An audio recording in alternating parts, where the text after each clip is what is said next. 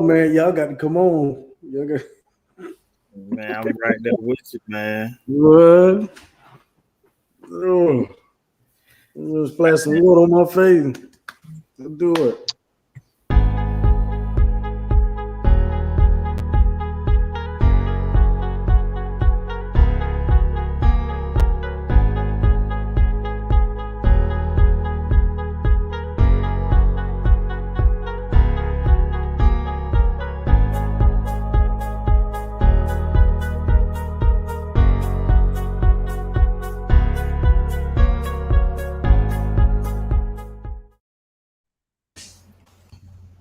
What up, what up, what up? What's up, Facebook family, our YouTube family, and then our new family, LinkedIn. This is For Veterans, by Veterans podcast, episode number 25. I am one of the co-hosts, Michael. We got my man Jamal from the Parts of Unknown. And then we got my man Walton from Elephant Country. Oh, wow.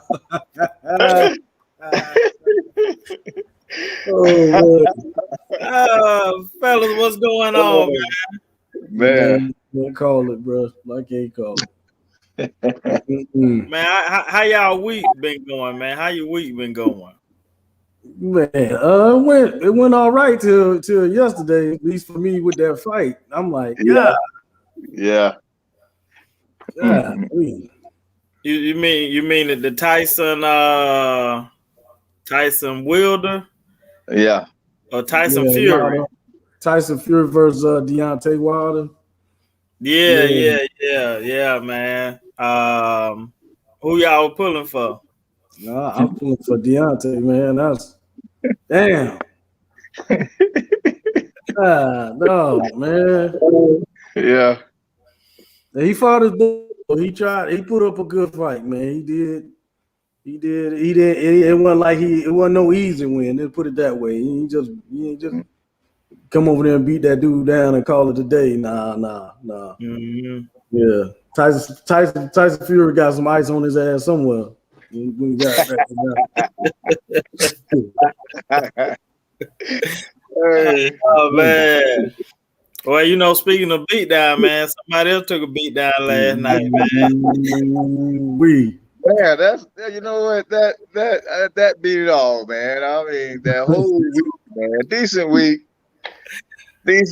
man. And that I said, man, you know what? I thought the fight would save me. Like, okay, I ain't gotta watch it. Watch the fight. It's a distraction. Yeah. Damn, Wilder lost, and then doggone Alabama lost. I said, I can't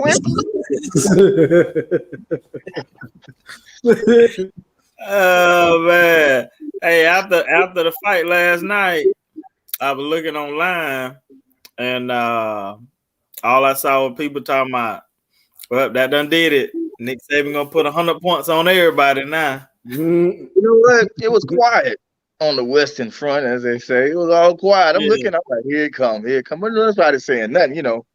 Auburn. Mostly on my page would be Auburn fans or Alabama fans, but. Yeah, it was quiet. Well, Auburn couldn't say nothing to y'all because after what we gave them, they couldn't say nothing. Hey, that tiger was licking the wound.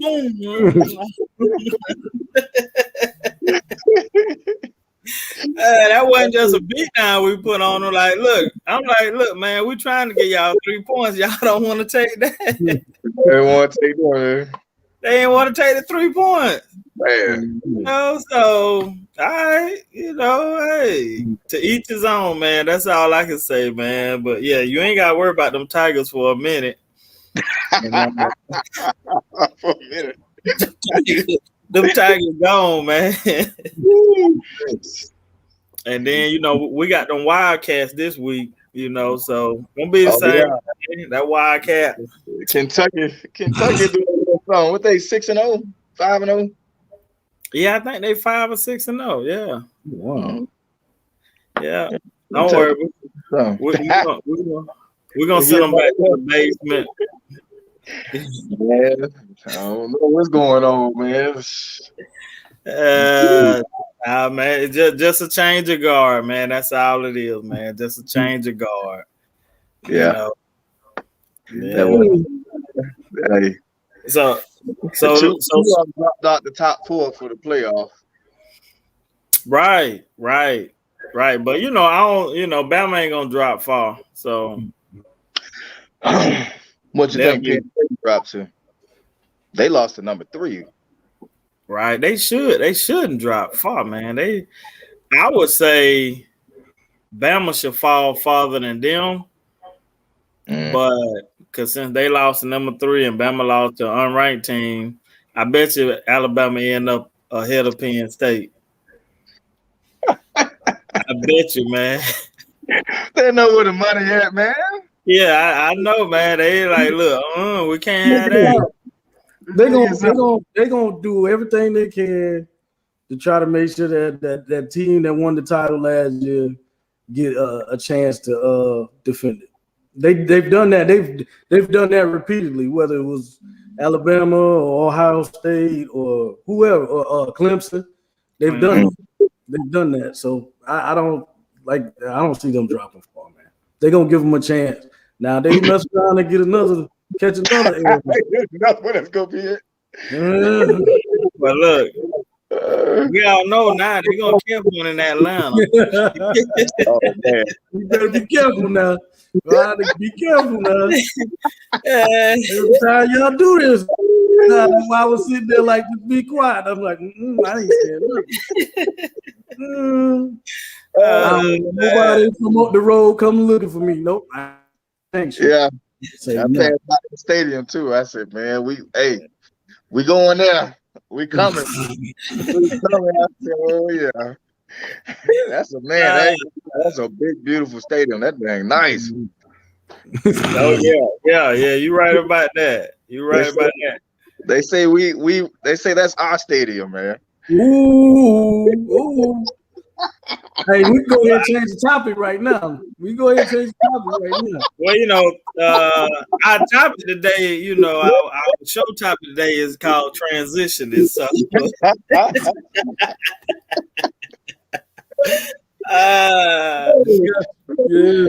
So we can go ahead and transition into our show topic.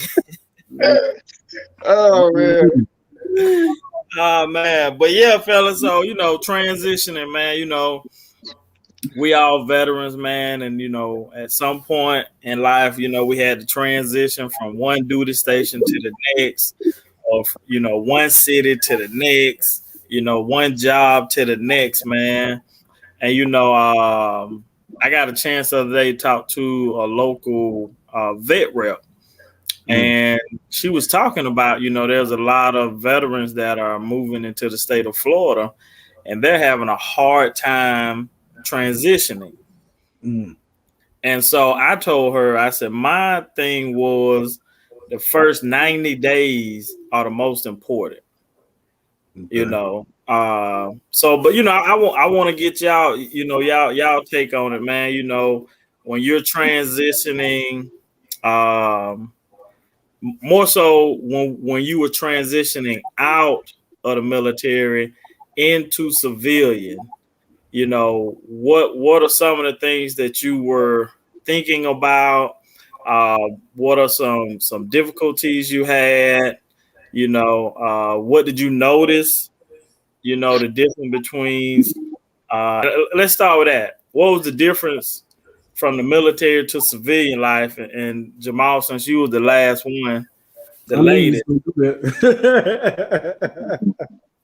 I knew you was gonna do that. I mean, there was a bunch of things. I mean, you know, the first thing I would start with is just the lifestyle that you have as a service member.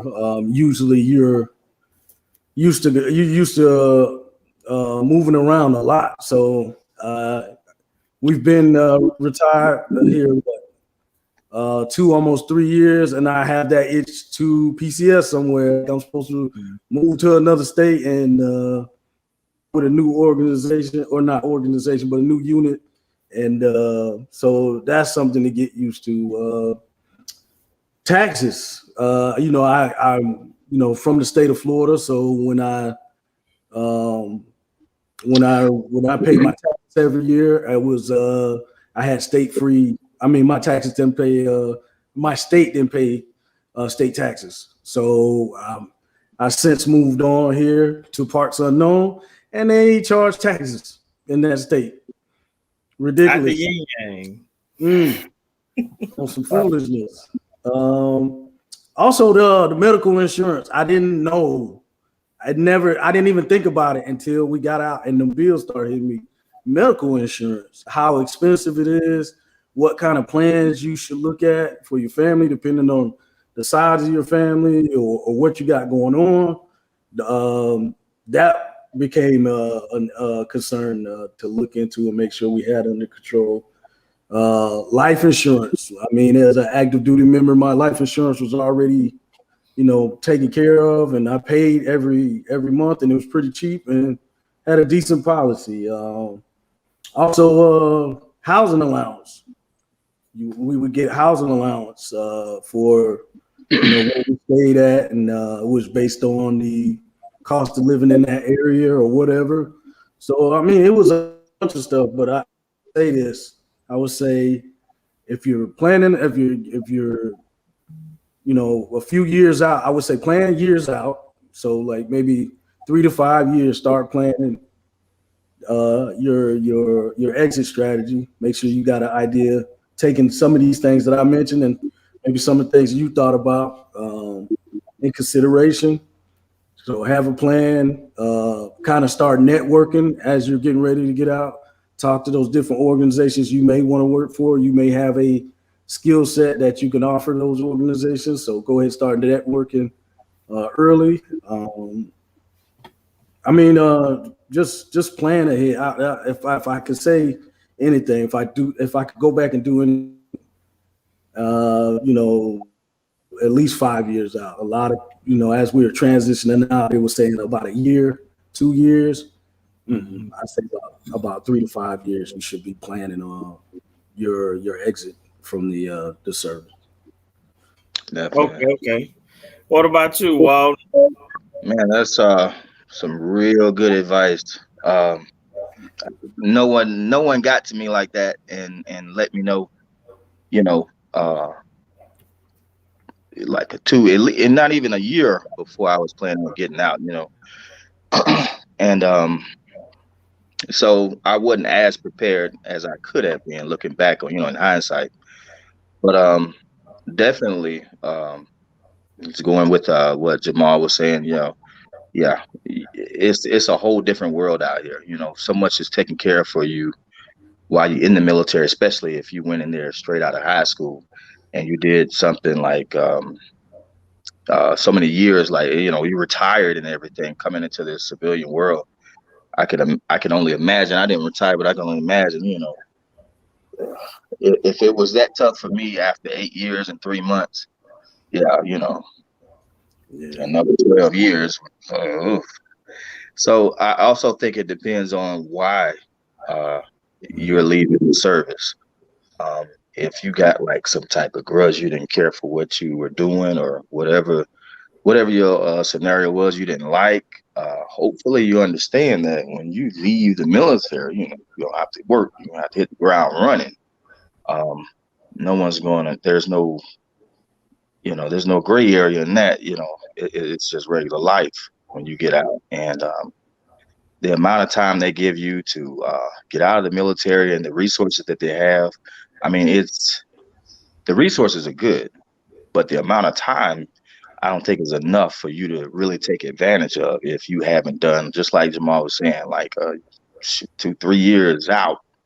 And especially if you're finna retire, 5 years out. Get a game plan together and things of that nature. But that's the gist of it. Hey, so Walt, let me ask you this now. You've been working for a government, working for in a government state job, and now transitioning into semi-retirement. What kind of obstacles or advantages did you have making that transition? I did have some. I didn't realize it until years later. I didn't know what was going on. It was a lot I was covering up and trying to hide, which happened to be PTSD. I had a bad misconception of what I thought PTSD was, and so I just never thought I had it. But as far as working, since I left the military and went to corrections, I was able to do my job. You know, it kind of, you know, it's sort of paramilitary, you know, the training and everything like that. But you know, you got to have a certain temperament to work a job like that. And if you got something going on mentally that you're not aware of or know how to, you know, take control of, it can get the, you know, it can cause some problems in the future, which I later found out. Gotcha. Now, Jamal, let me ask you. So now that you are fully baptized in this civilian way of life, man, what do you see as some advantages that you have over people you work with now that were not in the military, or some disadvantages? Well, advantages are I have experience. I have leadership experience. There's some things that I've done that they don't have anything. They don't have any. You know, I and give me a head start in that aspect. But then there's some things that I still need to go back. I need to tighten up and finish up my education. Should have did that within my years of service, but sometimes you get where the military is the most important thing, and you try to put that first instead of maybe taking some time out and making sure that you were squared away too. So that's definitely a disadvantage. Another disadvantage I see is like I said, I didn't follow my own advice. Of course, I didn't know till I retired, but I should have had that 5-year plan going. I should have been networking and reaching out to different organizations. You don't necessarily have to, you know, get out of the military and do the same, go into the same career field as you were in the military. You can find something to school or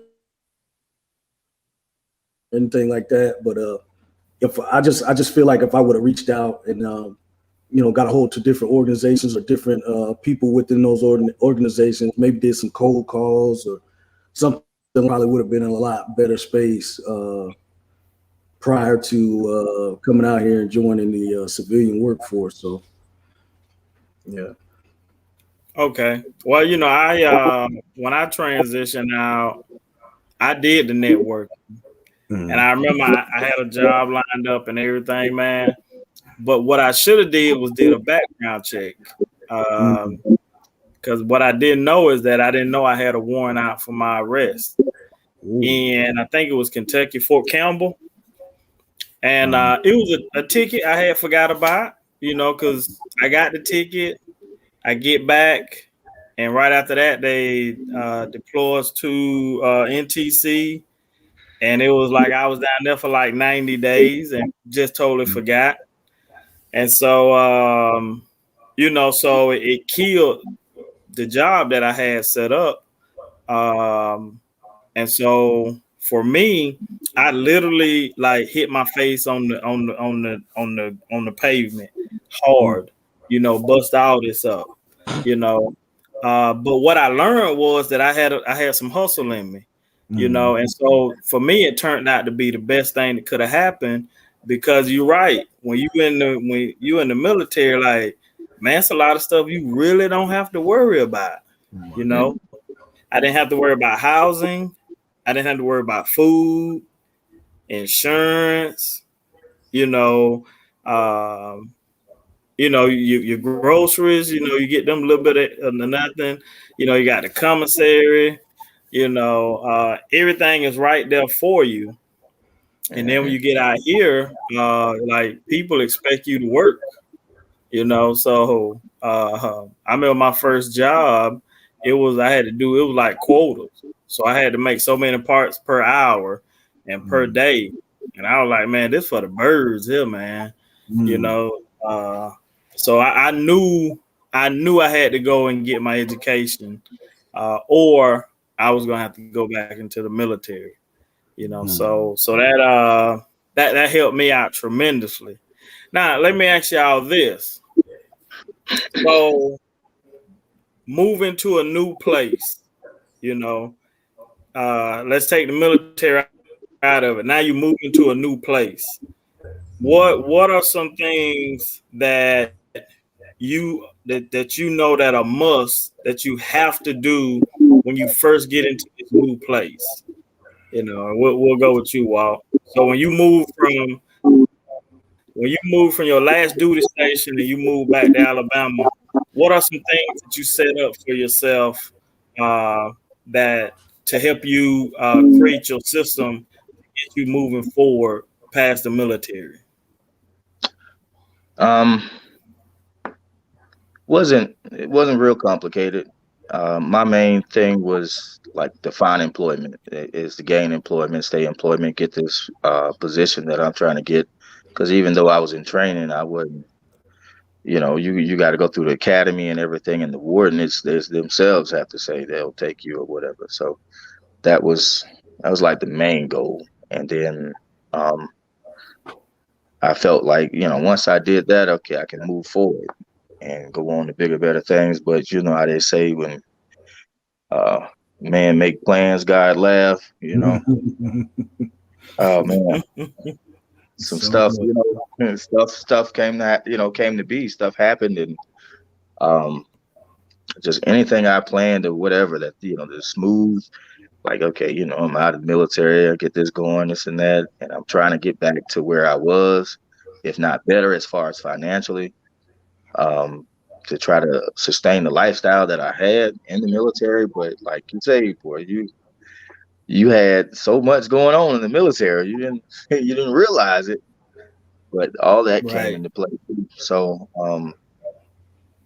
all the resources that you had in the military too. So when you had these issues or problems, whatever they were, you knew where you could go or who you could talk to send you where you need to go.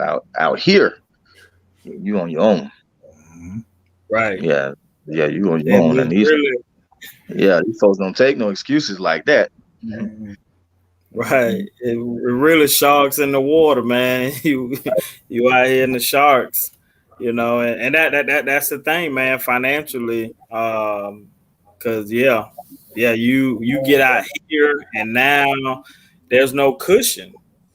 You know, you have to run and man, I'm gonna go get these J's, and golly, boy, the lights don't went off. Right. Or you go get them J's, and that week, man, your tire, front tire blows. You know, so you learn some stuff, you know. So let me ask y'all this. So transition. So I got a young man that he goes to my church, and he leaves on Tuesday. Okay, he leaves on Tuesday, and he's going into the Marines. All right, we got to pray for him. Okay, we got to pray for him. What advice would you give him, or any young person that's that's transitioning into the military? What advice would you give them? You know, and we'll start with last out. Last out.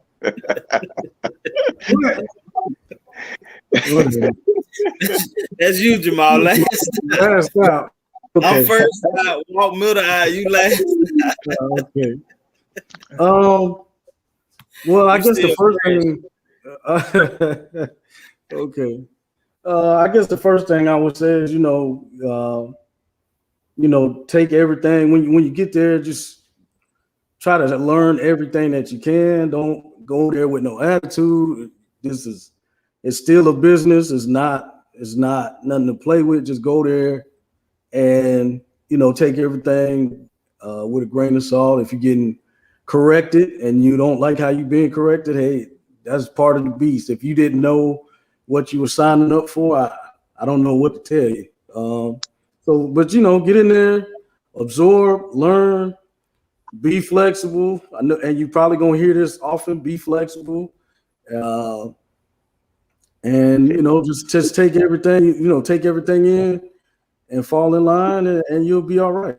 And if you see something that you didn't like that your leader did when you become the leader, you can change it. You can make something different happen or whatever, and go that way. But just come in, be willing to learn, be willing to work, have a goal, have a plan of what you intend to accomplish while you're in the service. Don't just come in there and be like, well, I'm just gonna do my 3 years and get out, and then and you don't really have a plan. You just winging it. Don't do something like that. Have a plan. Like, okay, I just want to stay for my first term. I want to get my college degree or whatever the case may be, or I want to stay for 20 and I'm going to do this and that, whatever it is. But have some kind of a goal, some kind of plan, and come in there and work hard and get after it. All right, Walton, what would be your advice? Congratulations, man. You had this. You had the nerve to do something I was not gonna do. I was like, oh no. But yeah, seriously, hey, congratulations, man. That's we need them wherever they can come, whatever they have to offer. We need them all. And good luck. And man, that word flexible is, boy, you can capitalize every letter in that. Yeah. Like you need to be very flexible. And what they used to say, the training schedule that we had was like the National Enquirer. You couldn't go off of that. It was like entertainment purposes because every time they come to inform you of what's going on, it was like change 101.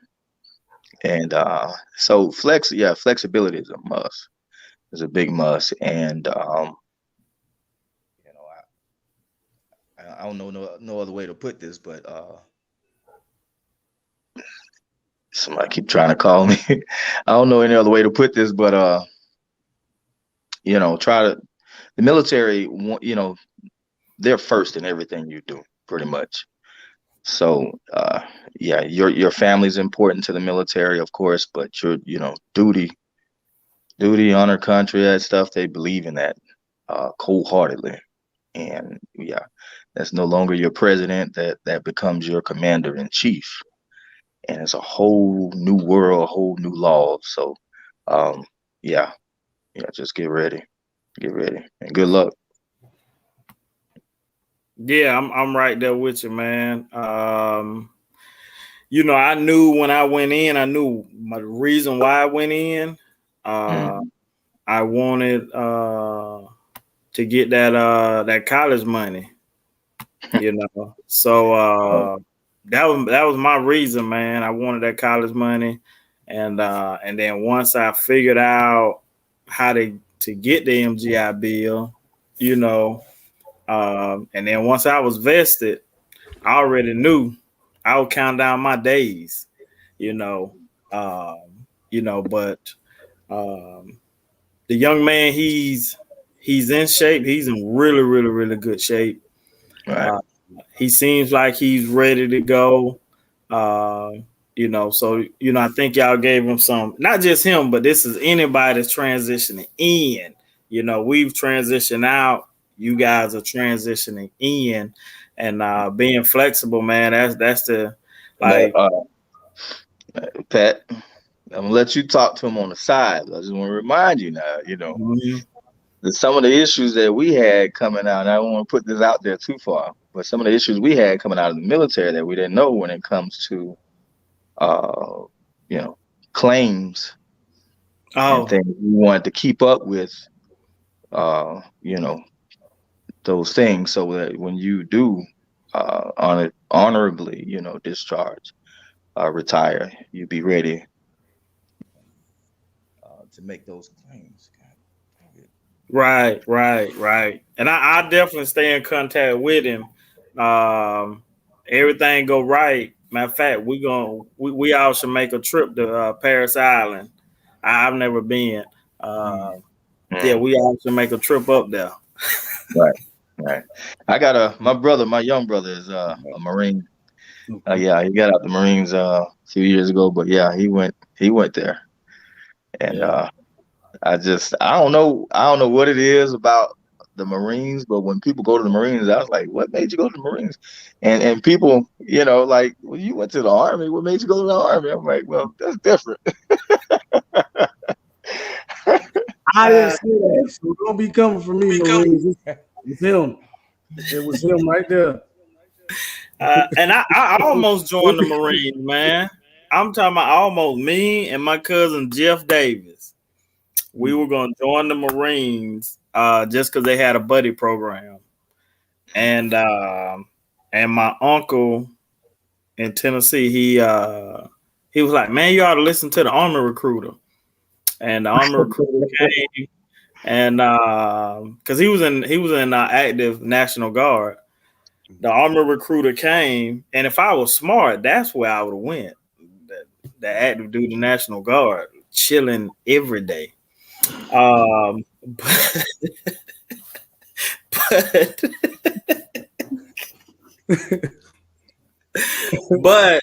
I listened to the Army Recruiter, man, and man, he laid everything out to me. And the crazy thing about when I joined, I think about 17 of my classmates came like right behind me. You know, it was a lot of us, and I'm right now I'm trying to put together a reunion with us. I just got to find a platform big enough to hold everybody. But yeah, it was a bunch of us. Like, that this dude ended up getting promoted. I think like 2 times off of the people he recruited from my high school. So, so that's transitioning in. We talked about transitioning out. Now, Jamal, let me ask you this right here. So, transitioning from here to overseas, okay? What was that like for you? The first time you went to Korea, what was that like?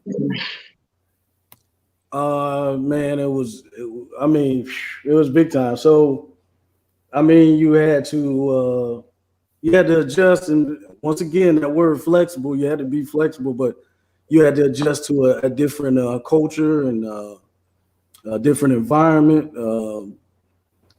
They holidays and stuff that they celebrate, and you want to be mindful of that. And they got different things in their culture that they see as important. So you want to be respectful and so on and so forth. So it was a huge adjustment, but it was also cool because we got to work with some Korean augmentees, so they kind of, they learned from us and we learned from them at the same time. But yeah, it was a huge adjustment, but it was also a good time. Got to learn about a different culture and just another part of the world that I had never been before, and probably had I not joined the military, probably wouldn't know as much as I know about it now. So it was definitely I would say, awesome experience. So. Gotcha. Now, what about you, Walt? Well, I had a little about 2.5 year span in Germany before I went, to the military. I started school in Germany. My dad was in the military, so I had a taste of a different culture. And I think, let's see, the first country I went to after that, or while I was in the military, I think was Korea. Yeah, it was Korea. And the just any country you go to with their, either with the language, with the just that culture, man, you got to be really open-minded and understanding. You're not in America anymore.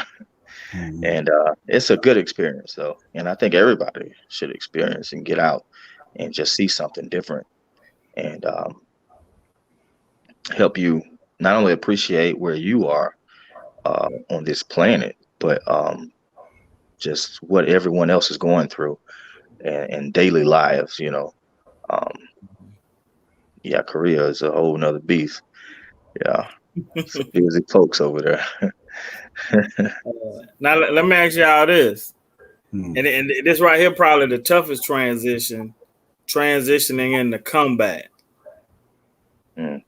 So you going from, I'm in the military, do a little bit of training, now we're in the combat, these real bullets flying. How was that for you, Jamal? And what do you think? What was your mindset as far as making that transition? I mean, I have all kinds of different mindsets as far as that change.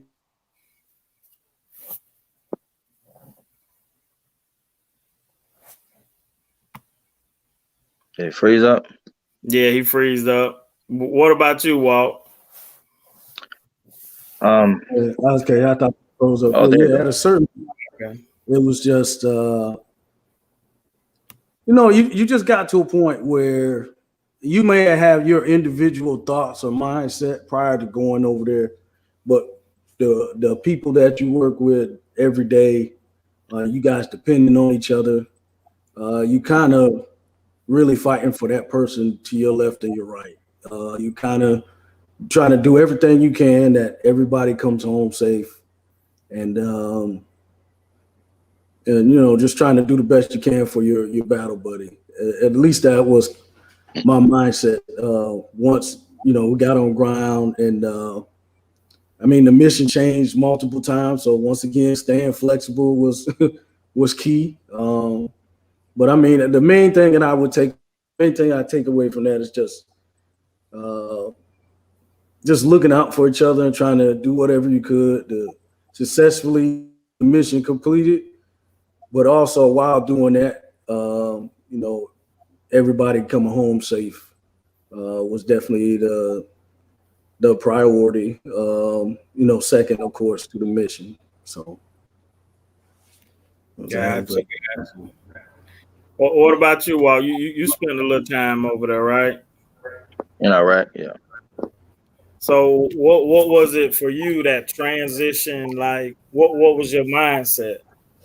There was a lot of transitioning going on. I put it like that. Some of it is hindsight. I couldn't figure out what was going on. A lot of fear of the unknown.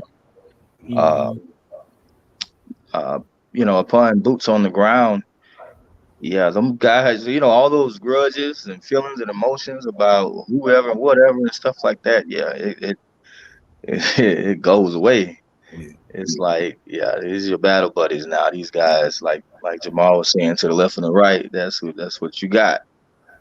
And they got your back and you got theirs. It amazed me on that plane. I'm flying with these guys that I've hung out with. I've we've had a lot of times together. We've done a lot of things together and everything. And I was like, man, we're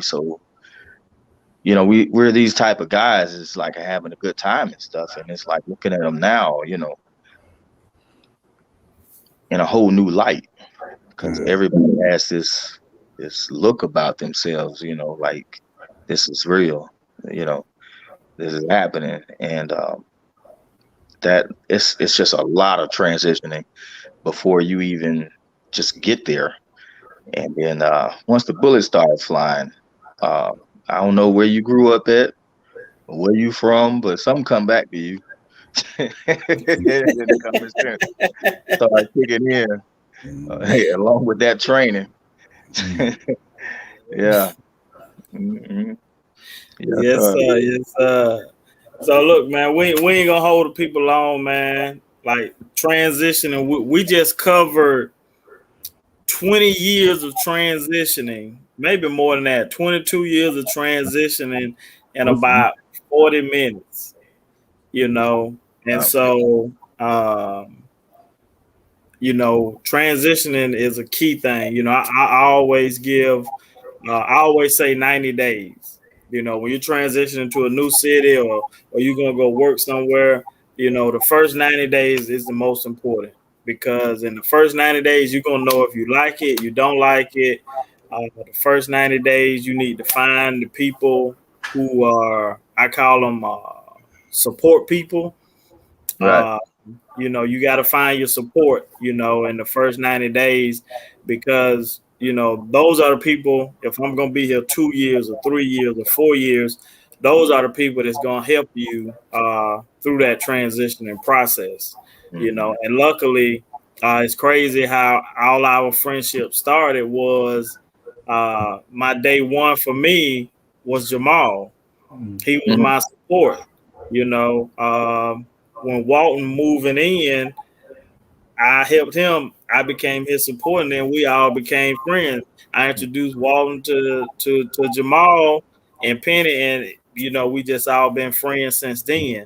You know, so the first 90 days is very important, because the connections, the bonds that you make, you never know. It lasts a lifetime.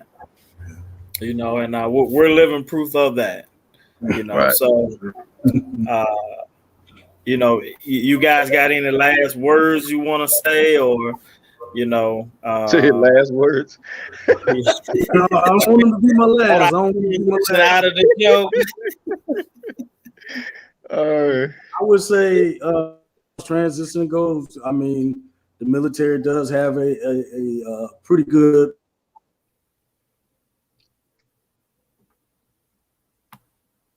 He froze up again. I think he was gonna say the military has a pretty good transitioning support system in and out. There you go. There you go. There you go. Yeah, there you go. You know, the Army is called TAP, the Transition Assistance Program, and they have each base has a transition program like unit, so you can actually pull them up online. You can find them. They usually have a Facebook website, so there's resources out there that you can go through and look at. And it's I know as far as the Marine Corps and the Army, we have Soldier for Life. The Marines are Marines forever. They always a Marine, no matter they retire, whatever. They are Marines, and the Army is trying to do the same thing.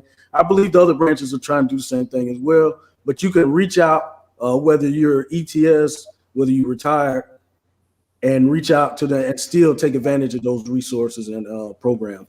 So whether you've been out for 5-10 years or whatever, you still can go back. I need help trying to find a job, or I need some training on how to get an interview knocked out, or some interview rehearsal or something like that. Those programs are still available to you as you have already transitioned out or in the process of. So, right. That'll work, man. I'm putting it in the chat right now, man. TAP. And then back in the day they had, what was it, ACAP? Yeah, ACAP. What was it? Army Alumni. I forgot, man. I changed it so many times, but I know it's Transition Assistance Program now. So that, as far as the Army goes, I know that's what it's called. Right. And hey, man, y'all be on the lookout, man. We're gonna be coming real soon to a TAP program near you.